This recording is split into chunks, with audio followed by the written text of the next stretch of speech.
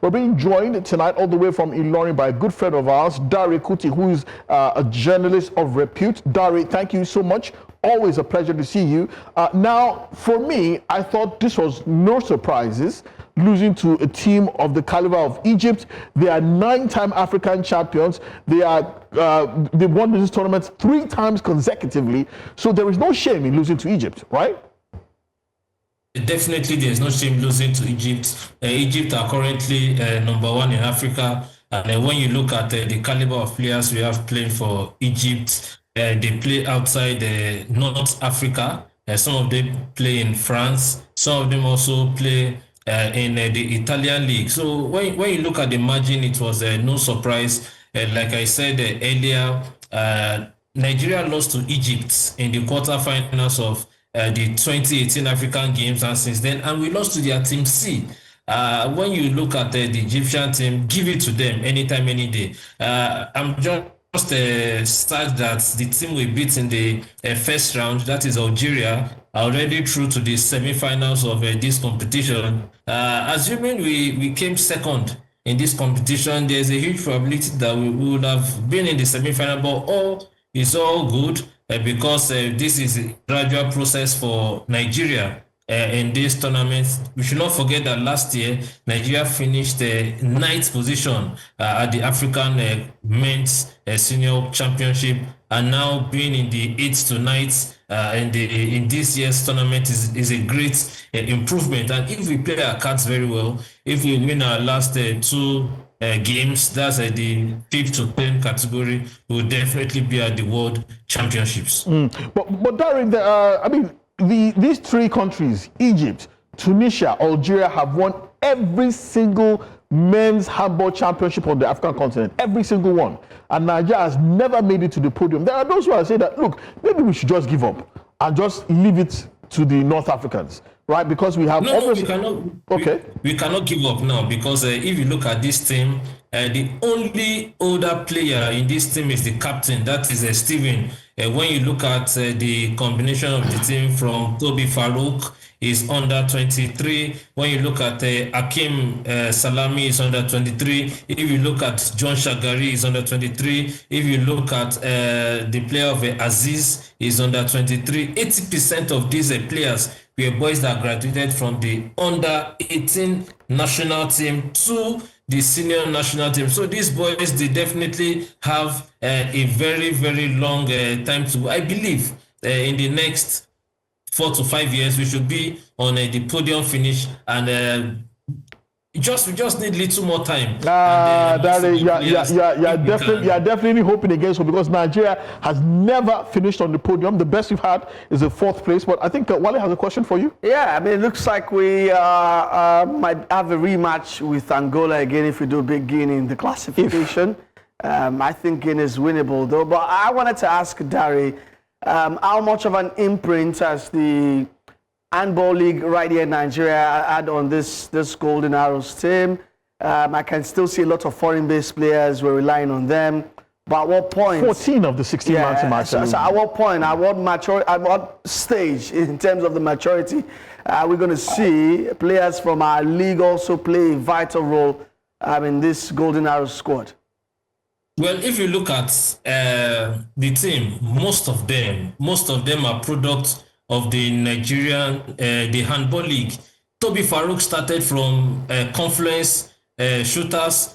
From Confluence, he went to Sokoto. From Sokoto, he went to NSCDC. From NSCDC, he went to Morocco. From Morocco, he's now in France. If you look at the player like John Shagari, last season, John Shagari played in the Nigerian Handball League for Seasiders. The team that won the league, that's Toji Marine.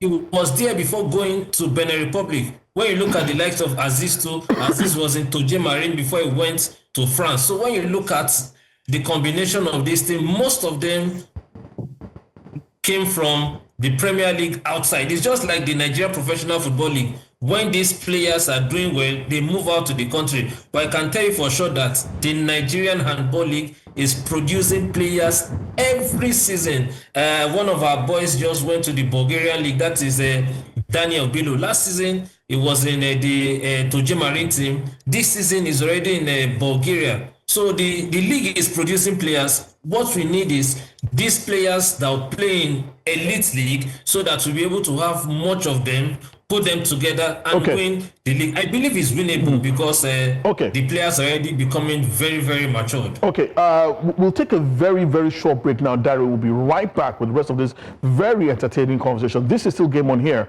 on News Central TV.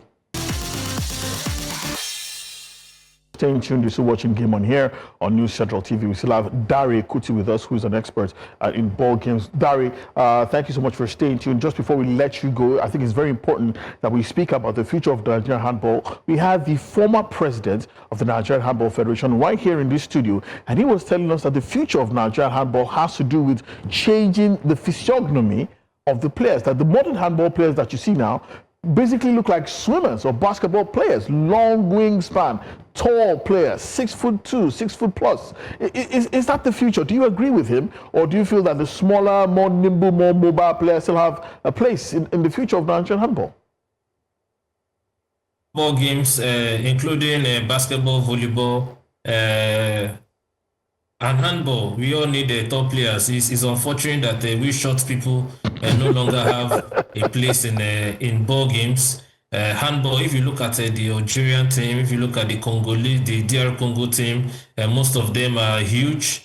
The biggest handball player in Africa is from DR Congo. They call him Shaki O'Neal. That's his nickname. Nigeria also doing same. When you look at the likes of John Chagari. John Chagari is one player that we should watch out. He's over 6 foot. We have few exceptional medium size players. People like Farouk Yusuf, who are doing very, very well in the handball. He's one of the best players in the league, the Ligue 1 handball in France. So I believe we should not forget also, we should not be in a hurry to win medals, because the last time Nigeria won a medal at the African Games was in 2003 when we hosted Koja, before we now won it again in Ghana, where we finished 3rd place. So I believe in these current boys, and fortunately for us, the current president, Seydou Jubri, retained the head coach, who is Rafiu Salami. Rafiu Salami knows this boy in and out, and I strongly believe that we are going to win medals, and with much more taller players.